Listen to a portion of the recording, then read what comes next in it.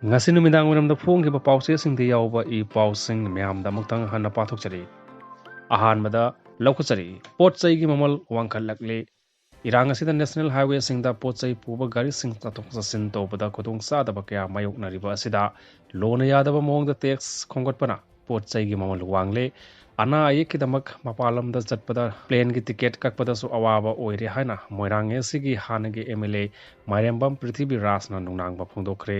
ana ayek yorpada oxygen concentrator watpagi khudung sadaba leiriba asi kharada oirabasu koknanaba ex MLA asigi maikaidagi oxygen concentrator ama ngasi phubala laiba Ayushman Arogya Mandir da khusinnakhre hairi oxygen concentrator khusinaba galoinana mahna hai lokaina miyamna painariba khulai sing pikhalaknaba Manipur ki governor Ajoy Kumar Balana khangan khibagi matung inna tampaki oinati ayamana khulai pikhanakre singi oinati khulai masing yamna pikhalakpa udri loinana national highway sing the free movement layanaba thapak paikhalakpada koki singna aira panpiriba sigi mathakta action lokhatbiu PR gi matangdasu sapmanana laingaklon lainbiu haiki makhataba pawda panil khol pawse de lokhatchari gari kaya panduna laire driver amati passenger singda sauna saitheng pire kuki jo council koba lup ama kukina khundaba mafam singda total shutdown gi khongjang ngasisu makha chathaki Sanapati district pochai puba gari yauna passenger service toba gari kaya passenger ga loinana panduna lairi Sanapati district truck owners association Sanapati district truck drivers union Manipur drivers association na Sanapati police station ga khusamnaduna numit humni rom panduna lairaklaba pochai puba gari singi driver amadi handyman singda thaknabai sing yanthokre Kuki students organization yauna Kuki lup kayana sogatuna chathariba shutdown manungda national highway animakta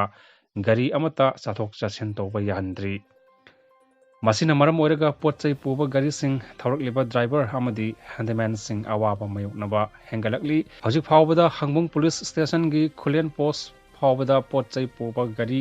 sahunga mari thau puba gari tara homdoi yauna passenger puba bus amadi winger na singba gari sohom yankhai rom panduna lairi post ani gi marak asida panduna lairiba gari singda Sanapati district truck owners association Sanapati district truck drivers union Manipur drivers association gi kangbuna Sanapati police station gi kangbu amana thaknabai sing panghibani hari amarom ngasi phawba panduna lairiba gari sing driver singna chana thaknabagi polam sing asi pusinba yanaba laingakna sinbiu haina taksilakli ningsingba yai tha asigi nipanda kangpokpida Kuki singna free movements mayokta khongjang changchin bada security force ta kanba